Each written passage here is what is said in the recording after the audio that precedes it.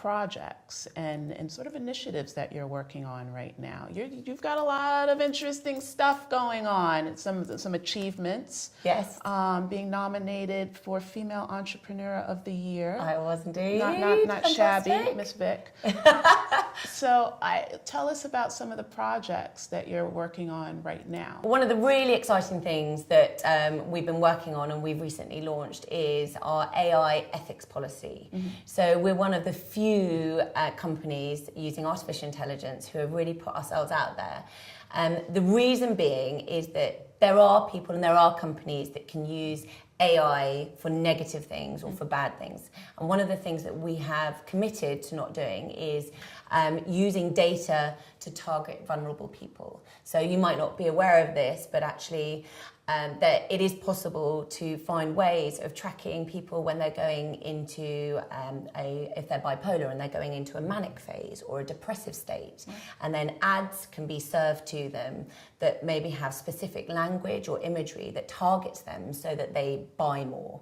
And we've said we will not be associated with that. So that's really exciting for us, our AI ethics policy. And part of that is a separate campaign which we're just about to launch called Emotions Matter, where we're working alongside big brands such as Gumtree and eBay and Voucher to put ourselves on the line to say, we will not use negative language in any way to target vulnerable people because your emotions do matter. And I think a lot of people don't realise that marketeers have this capability to prey on vulnerable people, on potential buyers, with negative language just to make them buy more. And so what we're doing with the Emotions Matter campaign is we're saying we're not going to do this, and who's going to stand up with us and make sure that they don't do it as well. So it's a really exciting time. Why do you think it's important for women to become more involved in technology? What do you think a career in technology will bring to women? Why would a woman want to enter into technology? I remember when I first started, I never thought that I would enter into tech. I can't imagine not being in the industry. Yeah.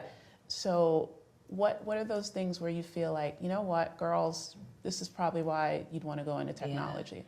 I think the first thing that's really important is to remember that working in tech does not mean that you've got to be a coder. Exactly, yes. You should think of it as any other industry. I mean, and that's really important. It should be equally as enticing as working in advertising or media or the music industry. And what's really exciting for women in tech is actually from a business perspective, it's really fast paced and there's a lot of change. It happens really quickly, which is really exciting. You know, I think if you find a business that you're leading the way, so we're the only company in the world that does what we do. And that's really exciting because each time we make an advancement, the whole team get excited about it and they've all been part of that. So I think the pace is great. I think also, I'm going to say it's well paid, so Not that's bad, good. Yeah. And you know, the softer skills, bring them. You know, every business needs account managers, salespeople, business dev. You know, project managers. Yeah. Exactly. Don't be scared because it's tech. It doesn't mean that you've got to be a techie yourself. Vic, thank you so much for joining us. It's been a great chat, just hearing about your experiences, what's going on with Phrasee, just all of the lessons learned that you've shared with us. So thank you so much.